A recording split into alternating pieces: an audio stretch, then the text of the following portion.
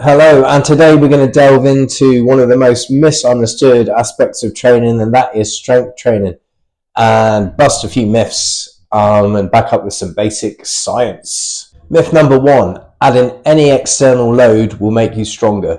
So I see a lot of mainstream gym classes where they're using tiny little dumbbells, hundreds of reps, and then dubbing it as strength training.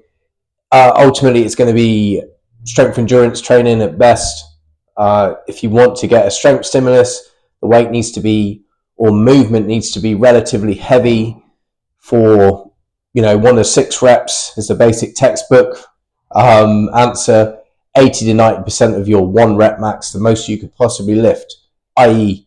hard to move. Next on the myth busting list is that strength training will make me bulky. Now, strength training can give you the opportunity to build muscle because you're stronger and you can do more reps and build a bit of volume in your training. However, if you're training just for strength, the main changes are going to be neurological, i.e. your nervous system is getting better at telling the muscle to contract, and therefore you can just get stronger without getting bigger. That's why you see some guys and girls that are very small, they're incredibly strong.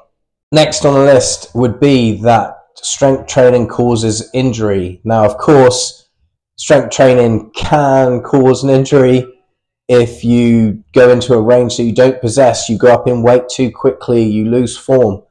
But ultimately, if you get stronger through gradually progressing your training, you're going to get stronger through range of movements that help protect your joints and keep you fairly robust and actually injury proof. Next on the myth busting list is that if I strength train, I'm going to lose flexibility. Now, if I move in full range, I'm actually going to get strong in full range.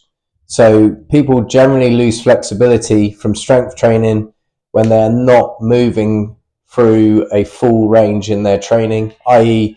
if I only squat a partial way in my squat, I'm only going to develop range in and strength in the range that I'm working in, and I'll lose movement and mobility elsewhere. So generally, lack of flexibility is associated with being weak in a movement, so it's actually the opposite.